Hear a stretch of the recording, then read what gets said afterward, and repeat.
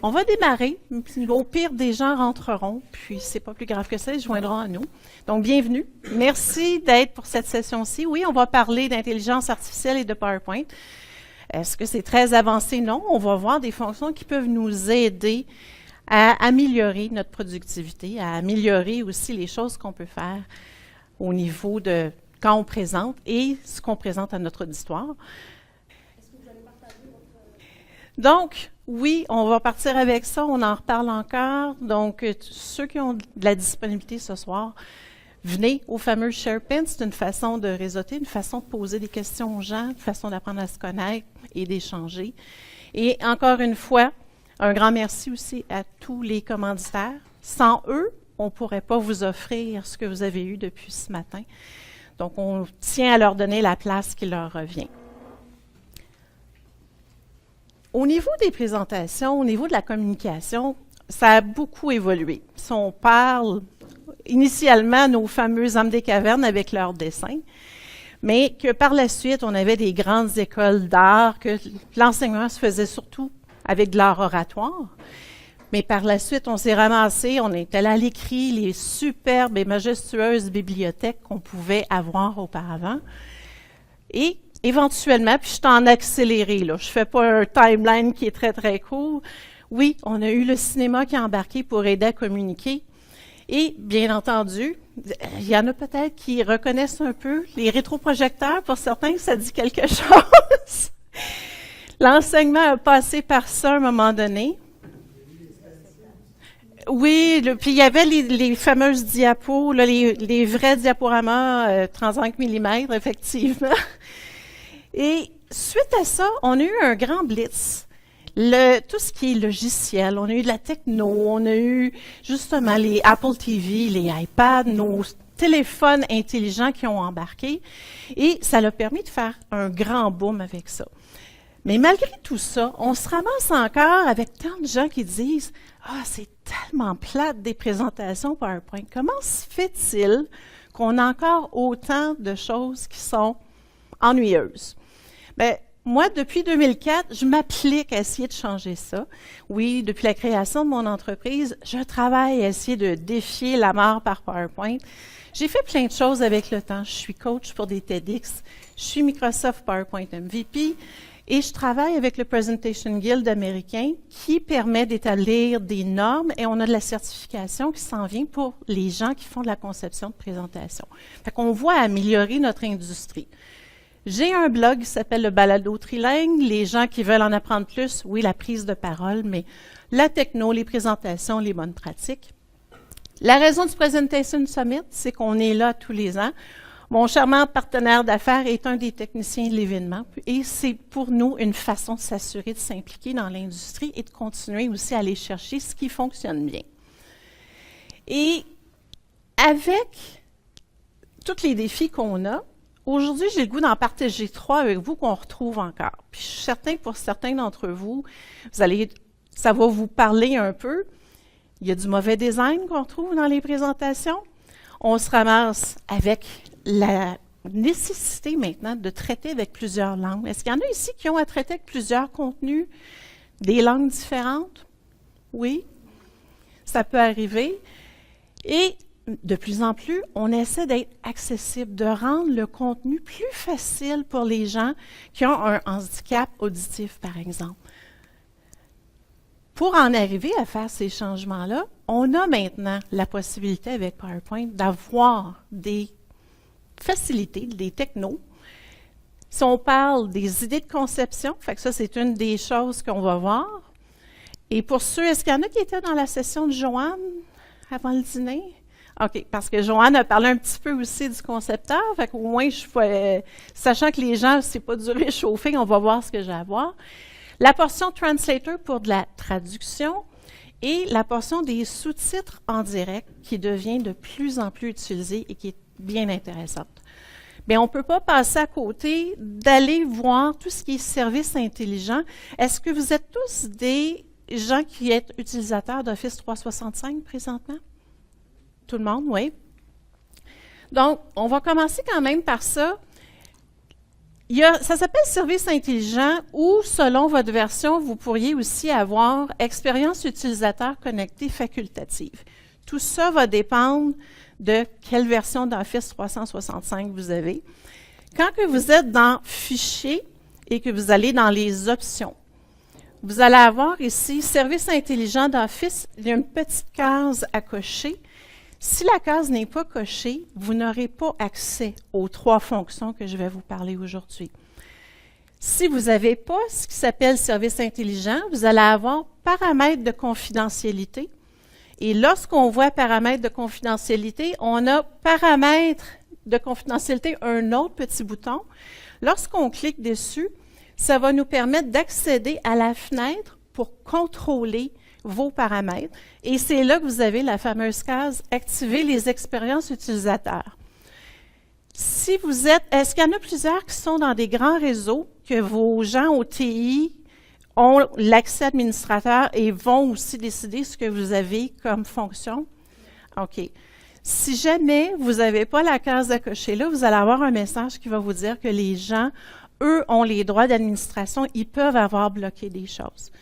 Donc, si jamais c'était le cas, vous devriez avoir à leur demander pour avoir accès à ces services-là. En même temps, je ne veux pas que ce soit juste un monologue. Si vous avez des questions, vous ne vous gênez pas, vous m'arrêtez, vous me dites « Chantal, il y a quelque chose de pas clair » ou ça vous génère une question, vous le faites. Ça va? Parfait. Donc, idée de conception. Et oui, j'ai des diapos, sauf que mes diapos sont mon plan B parce que je voulais m'assurer que si j'avais un accès moins fiable à Internet, que je ne serais pas mal prise pour vous montrer l'information. Je vais vous montrer rapidement quelques infos sur diapo, mais je vais plutôt le faire en démo, étant donné que la connexion va pas mal bien. Parce que ça, c'est aussi une chose que vous avez besoin. Idée de conception, translator ou les sous-titres en direct, vous devez absolument avoir une connexion Internet pour le faire. Donc, idée de conception, vous allez avoir ça dans votre onglet qui est création et vous allez avoir la portion idée de conception, c'est le petit bouton qui est en haut à droite. Lorsqu'on ajoute, il n'y a pas de problème. Lorsqu'on ajoute une image, on va avoir généralement les idées de conception qui vont s'ouvrir. On aura un volet supplémentaire. Ils vont nous proposer des choses comme disposition au niveau de nos diapositives. Lorsqu'on commence à travailler avec ça, des fois, on trouve ça intéressant. Mais je peux vous dire que si vous avez à l'utiliser et que vous avez toujours votre volet de conception qui affiche, des fois, vous allez en avoir marre d'avoir le volet qui affiche à chaque fois. Vous retournez dans Fichier, Options. Dans l'onglet Général, vous allez avoir ici Concepteur PowerPoint, qui est juste un peu plus bas dans la liste.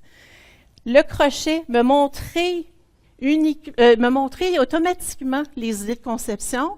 Si vous avez le crochet là, il va vous harceler à chaque fois que vous allez rajouter du contenu qui peut vous proposer des idées. Vous enlevez le crochet, vous arrêtez de l'avoir. Par contre, vous allez pouvoir toujours y accéder avec votre onglet création, le bouton idée de conception. Je vais venir en démo, étant donné que ici, je vais enlever l'image. Si j'ajoute une image, puis je vais travailler uniquement avec des images locales présentement par souci de limiter les délais qu'on pourrait avoir avec le Wi-Fi.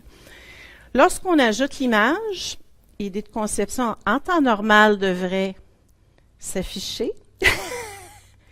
Ou comme ma consoeur a dit plus tôt, on est victime aussi parfois du Wi-Fi. Vous pourriez avoir ceci. Lorsqu'il n'y a aucune idée de conception, c'est parce que vous avez un modèle qui a été personnalisé. Est-ce qu'il y en a beaucoup d'entre vous qui avaient des modèles corpaux? Oui. Si vous avez un modèle corporatif, généralement, il va avoir été renommé et vous n'aurez pas d'idées de conception qui vont vous être proposées à ce niveau-là. Actuellement, il y avait une façon de contourner ça, c'est que si on va dans les masques des diapositives, on pouvait aller renommer notre masque avec le fameux mot Office. Je pense que c'est Office Template ou modèle Office. Là. Vous aurez juste à regarder ce que le modèle blanc vous donne.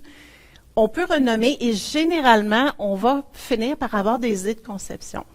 Mais c'est une voie de contournement qui n'est peut-être pas l'idéal. De toute façon, vous avez des modèles corpaux, c'est pour une raison. Tout ce que je peux vous dire à ce niveau-là, il y a des choses qui s'en viennent pour les gens qui ont des modèles corpaux. Fait que c'est le plus que je peux mentionner, mais soyez pas inquiets, vous allez avoir accès à ça, même si vous avez des modèles corpaux éventuellement.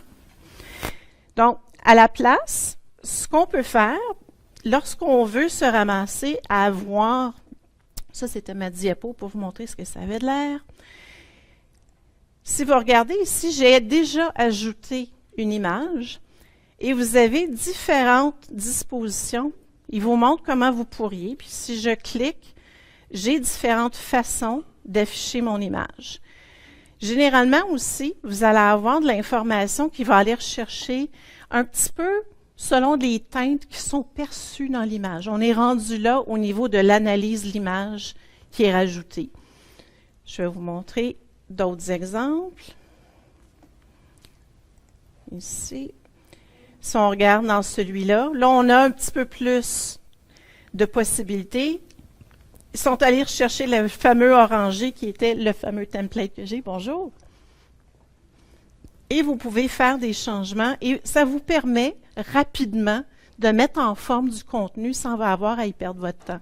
Surtout qu'au niveau du travail maintenant, on n'a pas énormément de temps. Le temps, c'est de l'argent. Si vous passez votre temps à essayer de mettre ça beau tout le temps, ça peut être à un moment donné un pépin. Ça vous cause des pépins. Vous pourriez à la place dire, ben, je vais aller voir ce qu'il y a comme modèles qui me sont proposés. Petite chose que je dois mentionner encore présentement. Si vous utilisez des idées de conception, je dois vous aviser que quand ça fait ça, vous allez probablement avoir vos zones de titre et des fois, on a des zones de contenu. Ça change la langue de vérification à anglais-États-Unis. C'est un bug. C'est déjà mentionné, puis je sais qu'ils travaillent dessus.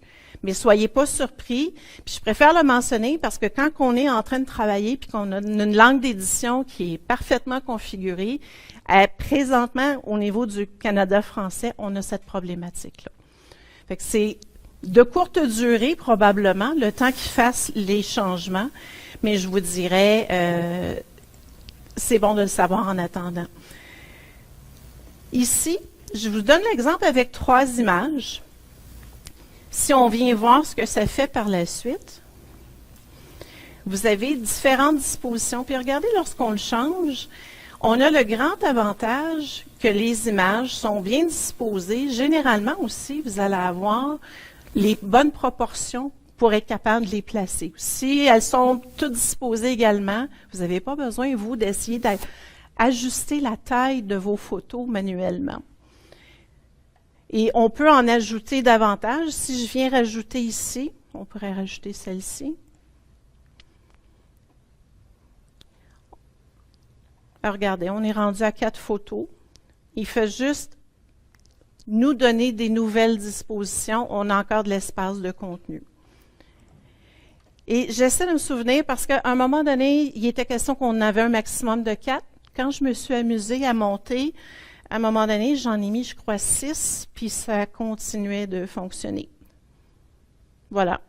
Fait qu'on est, plus ça va, plus vous allez être en mesure de même faire peut-être une mosaïque à un moment donné, mais un clic de souris, après, tout est bien placé, vous n'êtes pas obligé de le faire manuellement. Vraiment une façon de sauver énormément de temps. Ceux-là, je vais les passer. Maintenant, les idées de conception pour une liste, on se ramasse maintenant qu'il y a cette analyse-là qui est faite au niveau du texte. Ça permet d'aller voir qu'est-ce qu'on a comme liste à puces et de vous proposer différentes façons de le mettre en forme. On peut avoir quelque chose qui est complètement différent. Je vous dirais, ça c'est la portion plus designer en moi qui vous dit, faites attention avec les idées de conception aussi de ne pas mélanger tout ce qui vous est proposé, parce qu'au final, vous allez diluer votre message. Vous allez vous ramasser que ça va avoir l'air de venir de partout. Mais c'est une très belle façon de dire un coup qu'on en a un qui fait notre affaire, on est capable de l'utiliser et de rendre la conception de notre contenu plus rapide.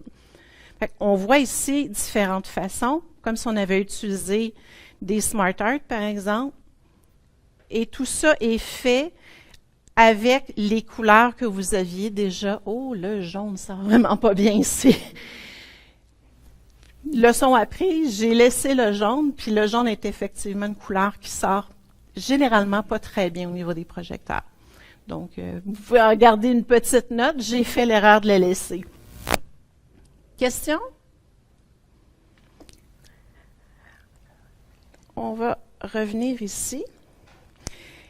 Au niveau des listes, vous pouvez avoir aussi, dans les idées de conception, quand on regarde ici, ils vont vous proposer maintenant des icônes. Est-ce qu'il y en a qui ont travaillé avec les nouveaux icônes dans Office 365? Savez-vous où ils sont? Oh, on va prendre le temps d'aller les voir. Si vous venez dans Insertion, Icônes, vous avez maintenant une bibliothèque d'icônes qui vous permet d'avoir un look assez uniforme. Puis ça devient très intéressant pour agrémenter, justement, lorsqu'on a une liste à puces, de pouvoir les diviser. La raison qu'ils font ça, ces idées de conception-là, pour les listes à puces, avec un élément visuel, c'est vraiment pour permettre aux gens de morceler l'information. Si vous divisez votre contenu par groupe, les gens vont le retenir davantage et vont le capter plus rapidement. C'est la logique derrière ça. Puis là, on a le AI qui nous permet de propulser tout ça sans que les gens aient besoin de se poser la question. Au niveau des icônes, si jamais il y en a qui utilisent une interface en anglais, vous allez avoir la chance que ça soit un ordre alphabétique réel. Présentement, l'interface francophone, on a un ordre alphabétique dans le désordre. L'idéal est probablement de regarder rapidement. Si, par exemple, on rajoute un icône, je viens de l'insérer ici, l'icône devient vectorielle. Ce qui est intéressant, si vous êtes dans votre onglet Format, vous pouvez vraiment changer avec votre palette de couleurs et changer l'effet de contour. On pourrait même lui mettre un contour noir.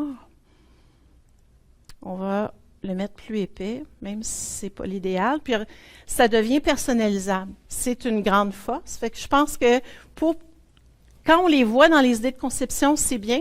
Quand on a la chance de dire, je vais même aller les chercher, ça vous permet de pouvoir vraiment aller chercher le côté visuel qui va aider les gens à mieux retenir votre message. Si j'enlève ceci, je devrais retrouver mes idées de conception. Donc, on voit qu'on a différentes dispositions. Il va aller le chercher. Regardez ici la détection des mots. Mettez à jour votre logiciel. C'est aller chercher une icône qui a l'air, justement, ordinateur. Le système, c'est un petit crochet, peut-être pas très approprié, mais malgré tout, pas quelque chose qui va être dérangeant. Démarrer votre ordinateur, on ne peut pas être plus précis, donc on se ramasse avec des choses qui vont aller chercher, aller capter ce que vous avez comme mot. Puis peut-être à ce niveau-là, je vais vous le montrer par après. Pour des chronologies, vous avez aussi maintenant la possibilité, vous pourriez mettre une liste à puces avec des dates. Est-ce qu'il y en a qui aiment ça, faire des timelines dans PowerPoint? C'est peut-être les fameuses lignes de temps. Pas toujours le fun à faire. Si vous regardez ce que les idées de conception vous font, à partir de la liste à puces, vous pouvez avoir une ligne de temps. Puis c'est fait en un clic. Il y a la possibilité de l'avoir pour un graphique. Je vous dirais qu'au niveau des graphiques, tout ce que ça fait, vous avez des dispositions un peu différentes, mais on ne réinvente pas la roue énormément, là. Votre graphique est là, et c'est à vous d'aller le réajuster. Par contre, on peut très bien penser que dans le futur, si on introduit ça, on aura sûrement des possibilités qui vont s'étendre avec ce qu'ils vont pouvoir nous offrir. On va passer. Puis ça, je reviens un petit peu avec les listes, que là, ils vont aller chercher des images contextuelles. Si vous regardez la liste originale, On a eu des propositions avec du texte un peu petit ici. Ça, je vous dirais, quand vous voyez des propositions, essayez de voir. Ça ici, là, les gens qui sont à l'arrière ne doivent pas aimer ça, lire ça petit comme ça. À un moment donné, on peut prendre les propositions, mais on s'assure que ça demeure lisible pour tout le monde. Alors, regardez, l'effet des petites pattes, c'est un icône de pattes maintenant. On va à un niveau supplémentaire. Ils nous ont proposé un icône de chien, de chat. Ben, les ciseaux, OK, ça a rapport. Ce que je veux vous montrer maintenant, on coupe peut-être avec des ciseaux, mais c'est pas très oiseau. Si vous faites un clic droit, vous allez pouvoir faire changer d'image à partir des icônes. Et vous allez pouvoir retourner dans les icônes, dans les animaux. J'avais un petit oiseau qui était ici. On change l'oiseau et je pourrais même le changer de couleur, le mettre un petit peu plus. Oh là là, erreur. On enlève le remplissage, contour. Attendez un petit peu. On va enlever ça, voilà.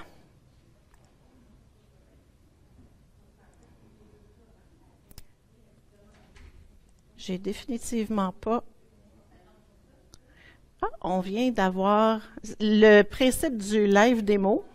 Ce qui était supposé être un icône que je peux changer de couleur devient un carré. Ça peut vous arriver. En temps normal, la couleur devrait pouvoir être changée comme je vous ai montré tantôt.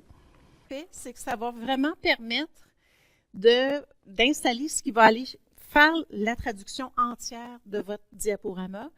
S'il vous manque des choses sur votre système d'exploitation, le système va vous le dire également pour être capable de l'installer.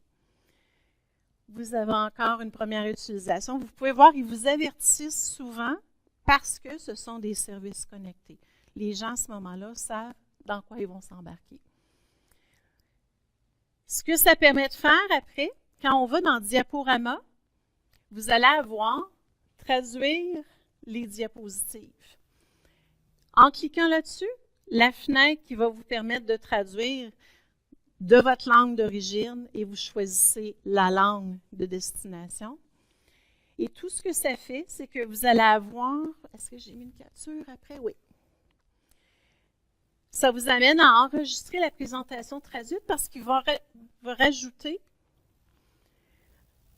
underscore puis les deux premières lettres du langage traduit. Ça copie votre fichier, donc vous n'êtes pas mal pris à dire que vous perdez ce que vous aviez. Vous avez dorénavant deux fichiers.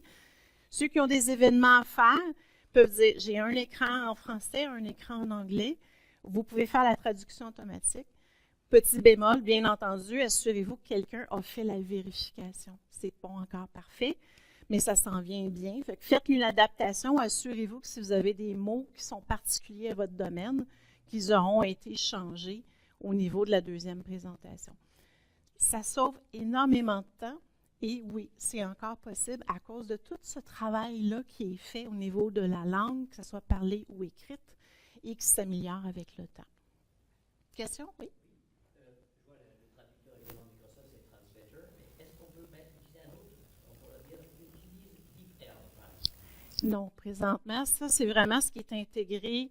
C'est un add-in qui a été prévu pour aller dans PowerPoint, mais ce add-in-là va faire seulement qu'un temps, parce que les gens chez Microsoft ont dit qu'ils ne le mettront plus à jour parce que cette fonctionnalité-là de Translator va devenir dorénavant intégrée dans Office 365. Donc, les gens qui sont sur O365 Insider présentement et qui ont Windows 10 vont avoir la fonctionnalité qui va déjà être fonctionnelle. Puis dans les prochaines semaines, prochains mois, puis dépendamment au niveau des organisations, si vous êtes avec des mises à jour qui sont régulières, ou des fois ça va être au mois ou 6 mois à l'année, ça peut occasionner un délai finalement avant que vous ayez l'application directement dans Office. C'est pour ça que je voulais quand même parler du add-in. Oui?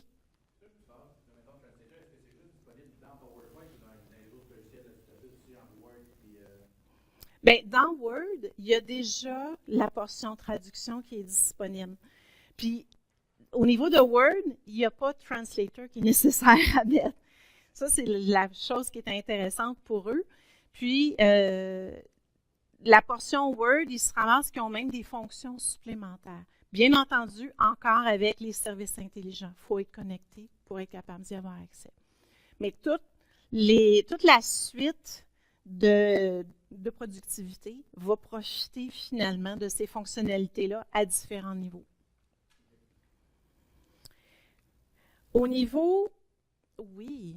L'apprentissage sur les ensembles de mots liés à des domaines techniques, est-ce que ça se fait seulement pour comme l'ensemble de la planète ou pour soi-même si on utilise souvent des termes techniques et que le logiciel remarque qu'on les traduit de telle façon? Oui, il y a des choses qui se font à haut niveau dans les entreprises. Puis là, je n'ai pas tout lu parce que c'est quelque chose que je ne touche pas beaucoup, mais oui, il y a possibilité, puis ceux qui utilisent la plateforme Azure, ils peuvent aller configurer des bibliothèques qui vont leur être personnelles. Et ça va faire justement que tous les thèmes techniques que les gens utilisent vont être en mesure d'être intégrés à ce niveau-là. Fait que ça peut être fait à haut niveau. Mais cette question-là, j'y réponds aussi en partie avec la portion, notre dernière portion. Puis j'ai gardé plus de temps pour celle-là parce que j'aimerais ça vous faire participer puis qu'on fasse des tests ensemble. Les sous-titres en direct. Est-ce qu'il y en a qui ont commencé à en entendre parler? Fait que ça, c'est vraiment juste une capture du site de Microsoft. Si vous allez voir la portion francophone, Translator, puis Presentation Translator, on parle justement de sous-titrage en direct. L'expérience interactive avec les gens de votre auditoire, ce que je vais vous faire essayer, on va voir si tout ça fonctionne bien. Aussi, les dieux de la démo vont me mettre des bâtons dans les roues. Oui, on parle de multilangue au niveau des questions-réponses. Et on se ramasse aussi tout le volet inclusivité. Vous avez certainement dû entendre parler avec tout ce que les gens chez Microsoft font. Ils parlent d'inclusivité, de s'assurer qu'on a du contenu qui est accessible aux gens. C'est ce qui est permis avec les sous-titres. Reconnaissance vocale personnalisée, c'est directement relié à ta question parce qu'il y a la possibilité, avec cet outil-là, d'entraîner les sous-titres en temps réel au contenu de notre présentation. Bémol actuellement, disponible pour l'anglais, le chinois et l'espagnol, parce que le français est encore une langue qui n'est pas supportée à 100%. Ce qui fait en sorte que si vous partez avec un contenu anglophone, puis je vais vous le montrer dans les captures, puis même au niveau de la démo, là, on est en mesure de dire, OK, va analyser mon fichier, va capter les mots qui sont dans ma présentation, et c'est ce qui va aider à faire des sous-titres et des traductions qui vont être plus précises. Mais présentement, on n'est pas encore à l'étape où toutes les langues sont supportées pour cette fonctionnalité-là, mais ça s'en vient. Fait que ça, c'est une des choses. Puis, oui, présentation traduite avec formatage préservé, ce que je vous ai montré pour la traduction entière d'un fichier. Ce que vous aviez dans une langue, lorsque c'est traduit, ça maintient exactement la même chose au niveau de votre formatage. Vous ne recommencez pas ça, c'est vraiment juste une adaptation du texte qui est à faire au niveau de la vérification. Donc, Translator, dans votre onglet Diaporama, étant donné que c'est relié à ce qu'on fait en présentation, et on a un bouton qui est « Démarrer les sous-titres ». Je vais vous montrer rapidement les captures, mais après ça, on va s'amuser live et on va voir si on va s'amuser pour de vrai. Première utilisation, vous commencez à voir, on a encore des trucs de confidentialité. Ils vont vous les apporter à chaque fois qu'il y aura du nouveau pour s'assurer que les gens sont au courant. Ils veulent être transparents des choses qui peuvent être véhiculées au niveau du web. Lorsque vous partez ça, ça vous donne l'information, qu'est-ce que vous allez pouvoir faire. Oui, on peut inviter des gens à se joindre à la conversation. Et le pouvoir de l'intelligence artificielle, puis j'aimerais que vous regardiez, pour obtenir des sous-titres privés. Je disais, oups, je pense qu'ils ont eu un problème de traduction pour celui-là. Je ne sais pas, il va falloir que je vois en anglais c'est quoi, j'ai aucune idée. Prévu ou précis ou peut-être précis, mais bref, j'ai bien ri, j'ai dit, ben, je vais le laisser là, c'est ce qu'on a présentement. Donc, démarrer les sous-titres. Oui, je vais... Lorsqu'on démarre, je veux vous montrer deux choses. Si justement vous démarrez, puis vous avez français-anglais, vous allez avoir uniquement cette fenêtre-ci. Regardez la différence, c'est le lien avec ce qu'on parlait. Si on part notre présentation en anglais et on la veut en français au niveau des sous-titres, personnaliser la reconnaissance vocale. Ça prend du contenu des diapositives, puis c'est idéal justement pour des sujets spécialisés. Si on fait ça, ça va vraiment tout analyser le contenu. Bien entendu, faites-le au moins une fois avant parce que ça peut prendre un certain temps avant de donner une chance que le contenu soit révisé au complet. Vous allez avoir aussi à déterminer qu'est-ce que vous avez au niveau de votre microphone. Si j'enlève celui-ci et qu'on va voir maintenant paramètres additionnels, vous pouvez aller changer votre nom. Ce qui est intéressant, les gens retrouvent votre nom parce qu'on va avoir une application que je vais vous montrer. On peut aller choisir où sont les sous-titres et on a une diapositive d'instruction qui peut être ajoutée. La portion ici, authentification, si vous n'étiez pas connecté, il va vous demander de vous reconnecter tout simplement et vous allez être capable de partir vos sous-titres. Un coup que ça c'est fait, si vous êtes dans le mode présentateur, vous allez avoir cette vue-là. Et quand je parlais que ça commence à être intégré dans Windows 10 et Insider, le petit icône qui est ici, c'est un icône qui permet d'avoir accès aux sous-titres. Et lorsqu'on a ça, vous allez avoir l'information qui vous dit, puis la raison pourquoi j'ai ce micro-là, bon, oui, je vous enregistre la session 2. Si vous voulez utiliser les sous-titres quand vous présentez, vous allez avoir besoin d'un micro qui va être relié à votre ordinateur pour s'assurer de capter votre voix le plus près possible. Et lorsque ça c'est fait, on doit aussi, je vais essayer même de moins m'adapter, changer le débit, parler un peu moins vite et articuler davantage pour donner une chance au système de bien capter notre voix. Et lorsqu'on est dans la portion Windows 10, on a des nouvelles options. Je vous dirais qu'on était pas mal excités de voir qu'on a, bon, oui, en dessous, mais on a au-dessus de la diapositive.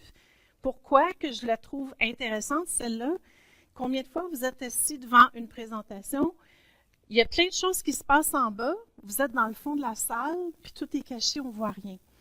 Pour moi, les sous-titres devraient toujours aller dans le haut pour s'assurer que tous les gens puissent y avoir accès. Ça, c'est la diapositive que vous allez avoir en premier. Puis plutôt que de la montrer, on va faire un essai. Donc, ce que je vais faire, je vais vous demander d'aller, je vais faire ici, diaporama, démarrer les sous-titres. On va le faire en anglais.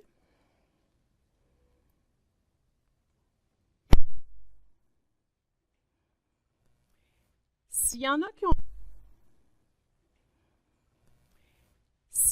ont le goût de s'amuser, vous pouvez scanner le code QR ou vous pouvez aller sur le site translate.it avec le code JXHGL. Est-ce qu'il y en a qui vont l'essayer? OK. Et si vous regardez, présentement, j'ai les sous-titres dans le bas, en anglais, pendant que je vous parle. Et même moi, je dois faire attention pour ralentir un peu mon débit. C'est la chose qu'on a remarqué. Lorsque j'ai assisté à des sessions avec les sous-titres, on a tendance à parler trop vite. Il faut laisser le temps à la machine de faire la traduction pour pouvoir les placer. Est-ce que vous êtes rendu sur le site? OK. Le code a été mis. Une chose que je pourrais faire, pour ceux qui ne sont pas sur le site, faites-vous-en pas, je vais vous montrer des captures d'écran. Lorsqu'on fait ça, les gens sur le téléphone cellulaire vont sur le site, ont le code, ça leur demande de rentrer leur langue à eux, et de cette façon-là, ils peuvent obtenir les sous-titres dans leur langue à eux, peu importe si moi j'ai décidé de les mettre en anglais ou pas. Et ils vont pouvoir regarder ce qui se passe directement sur leur écran pour être capable de capter le texte. Imaginez les gens qui ont une difficulté au niveau de l'audition. Ils peuvent maintenant suivre les paroles de vos présentations directement sur leur téléphone. Et si je viens au niveau, je vais m'en venir ici, je vais juste recommencer, ce ne sera pas long. Je vais enlever mon mode présentateur. Parce que ça, c'est une chose. Le mode présentateur avec les sous-titres, c'est un petit peu moins intéressant. On va repartir ça.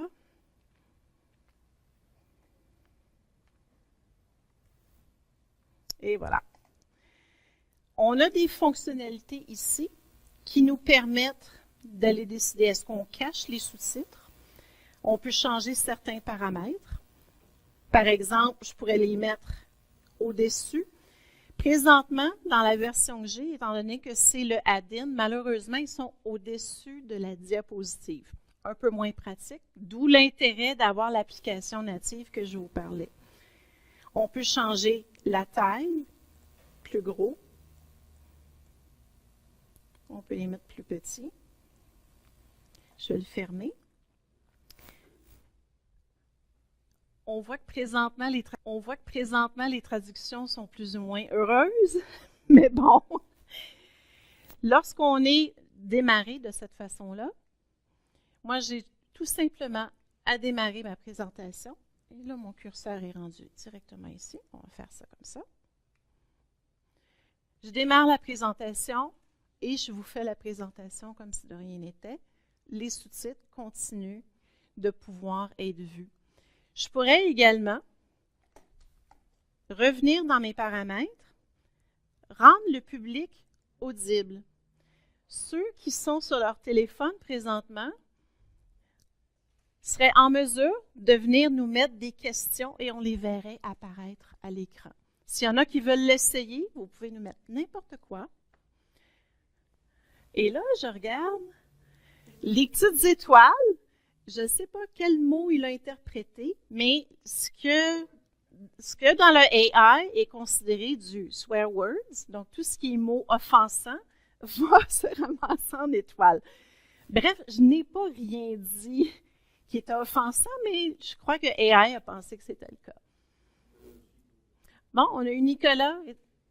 It's great this feature. Fait que vous voyez, les gens vont à ce moment-là interagir. On est en mesure de faire un question-réponse, peu importe la langue des gens. Oui, bref. C'est une fonctionnalité qui peut ouvrir des perspectives. Je pense qu'au niveau de tout ce qui est accessibilité maintenant, s'assurer que le public est capable de suivre nos présentations et on n'aura pas toujours des traductions qui vont être approximatives, ça continue de s'améliorer. Je vous dirais que si je faisais le contraire, je partais de l'anglais vers le français, la langue parlée anglophone, traduite en français, langue écrite, serait beaucoup plus précise que ce qu'on a présentement. Mais on est au début, ça s'en vient. Ce sont des nouvelles choses qui vont nous permettre de rendre l'information accessible pas mal à tout le monde. Question? On peut faire les deux. Donc, quelqu'un qui veut l'essayer avec la voix pourrait, mais présentement, le fait que je n'ai pas d'audio, on ne l'entendra pas. Mais je pense, faisons un test, parce que je n'ai pas pu tester avec plein de gens. C'est pour ça que vous êtes un petit peu mes guinea pigs. Je m'amuse. Donc, s'il y en a qui veulent essayer sur le téléphone de le dicter avec la portion vocale, je me pose la question probablement que ça serait traduit en texte à l'écran. S'il y a quelqu'un qui veut l'essayer, j'aimerais. Nous sommes des cobayes.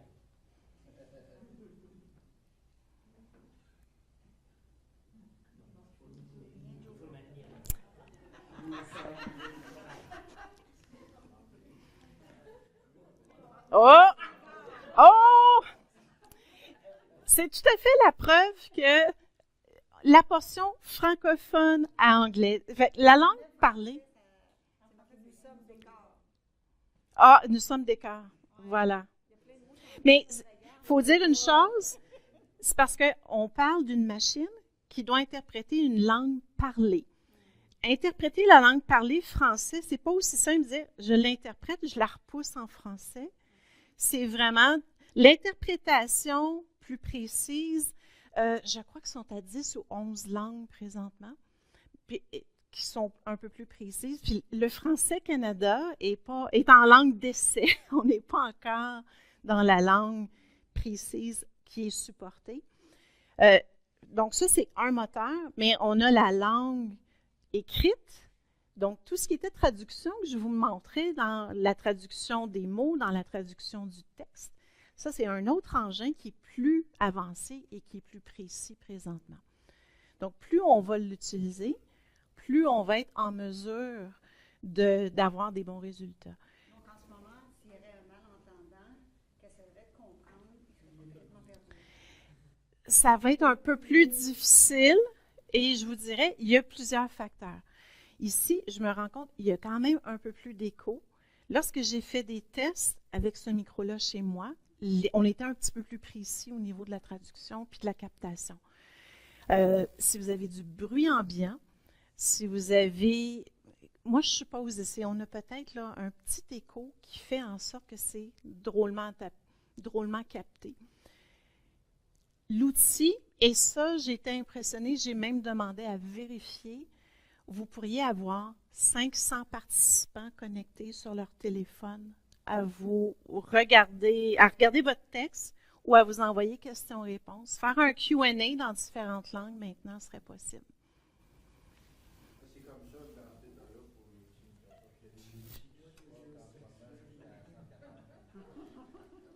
pour Oui. Ça s'améliore tout le temps, là. Au moment où on se parle, oui, le français Canada, on en a des exemples. Mais ça nous fait rire. Mais tu as entièrement raison. Ça continue de s'améliorer. Je crois que plus les gens vont embarquer, plus on va réussir à populer cet apprentissage-là du langage machine pour en faire quelque chose de bien. Est-ce que vous montrez votre code? On ouvre PowerPoint, vous utilisez votre code pour accéder Ce code-là, le Translate, oui, bien, je vais vous montrer les captures d'écran. Non, le code est généré par l'outil, oui. Puis, quand que je ressors, regardez ici, les gens disent parfois, bien, j'aimerais probablement, moi, avoir le texte. Lorsque vous sortez du mode présentation, vous pourriez enregistrer vos transcriptions. C'est plutôt génial si vous voulez fournir une portion textuelle, bien entendu, quand la captation va être plus précise. On aurait beaucoup de travail à faire dans le texte qui est enregistré présentement. Je vais arrêter ça complètement. Et je vais juste vous montrer, pour ceux qui n'ont pas fait l'expérience au niveau du cellulaire ou du site, si vous regardez présentement, ça c'est ce que le site a de l'air, le translate.it, on rentre nos informations. Il y a une application aussi. Je ne voulais pas faire téléchargement maintenant parce qu'on ne sait pas avec le Wi-Fi ce que ça donne. Mais si vous recherchez Translator, c'est disponible vraiment Android, les Apple, les Windows, etc. Et quand que vous faites ça, c'est à peu près ce que vous allez avoir à faire. Accepter le respect de la vie privée. Vous allez vous joindre à une conversation. Vous avez les informations de comment les conversations se font. Il y a possibilité de connecter les appareils, parler ou taper. Et ensuite, on peut rentrer le code ou on fait la petite caméra pour le fameux code QR que vous avez vu sur la diapositive tantôt. Et lorsqu'on a ça, ça c'est ce que je vous ai montré, c'est vraiment pour l'enregistrement au niveau de vos sous-titres. Et je vais sortir d'ici. Je vous dirais que c'est pour moi, ces outils-là, une façon qui est vraiment hyper importante, oui, de devenir plus productif, mais aussi de donner accès à davantage de possibilités pour les gens qui peuvent avoir un handicap auditif, ou même ceux qui ont des machines qui ont besoin d'aller capter le texte. Fait que soyons patients, ça s'en vient, mais je vous dirais, c'est 3 beaux outils qui peuvent vous permettre d'avoir un accès, oui, à plus de productivité. Si on se met à penser qu'on n'est pas obligé de tout traduire ou d'envoyer faire traduire, ça donne de très belles possibilités. Et si jamais vous avez besoin de nous rejoindre, mon lien ne fonctionne pas. Désolée. On va y aller manuellement.